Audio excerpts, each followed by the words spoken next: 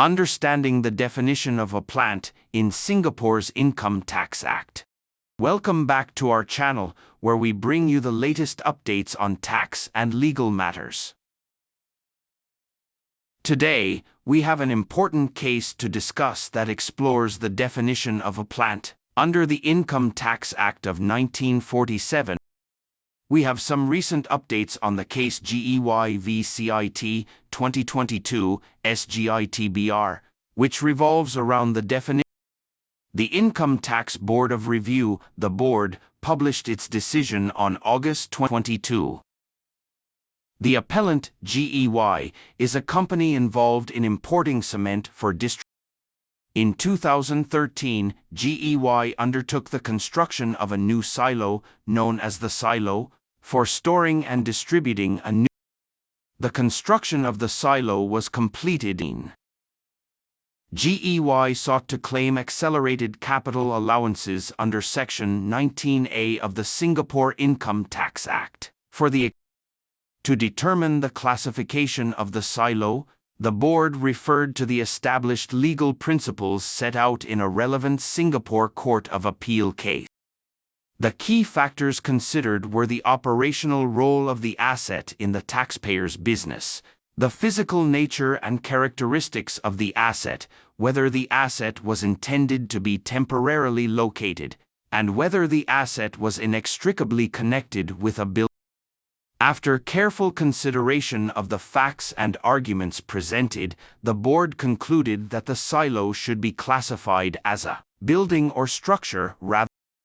The physical characteristics of the silo resembled those of a building, as it was a large reinforced concrete structure with reinforced concrete foundation works, indicate. Additionally, the silo was not intended to be temporarily located and formed an inextricable part of a group of buildings where the taxpayer conducted its trade.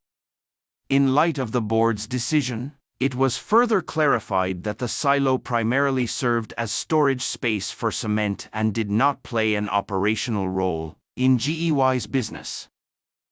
Given the similarities between the old silos and the newly constructed silo, the board affirmed that the silo should also be classified as a building or structure and not as plant.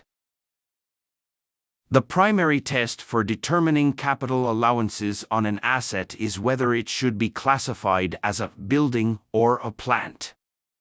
The operational role of the asset in the taxpayer's business is crucial, as capital allowances are granted for the provision of machinery or plant for trade purposes.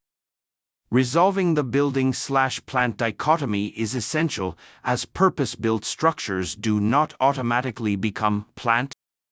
Although GEY argued that the entire silo should be regarded as plant, the board acknowledged the possibility of delineating the silo into discrete assets, such as the silo walls, an inverted cone, pigeon house and bag filters.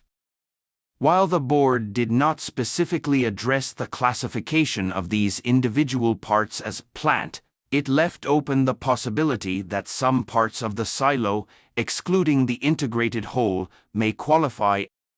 Furthermore, the tax authorities were willing to grant capital allowances on certain mechanical and electrical equipment housed within the silo, as long as they were not inextricably connected. From a broader perspective, Singapore's approach to granting capital allowances for large assets can be likened to a matryoshka or a nesting doll. The outermost doll, representing a building, serves as storage or housing for the inner doll.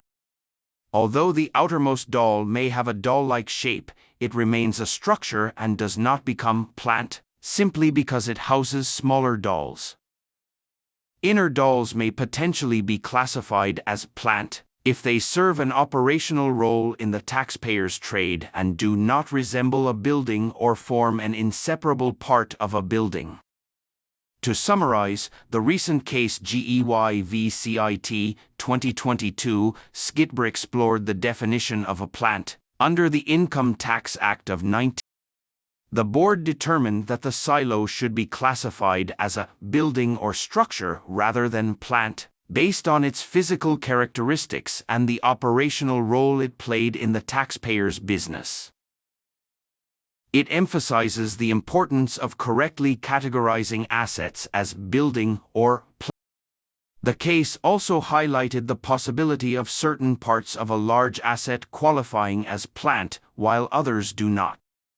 Remember to subscribe to our channel for more updates on tax and legal matters.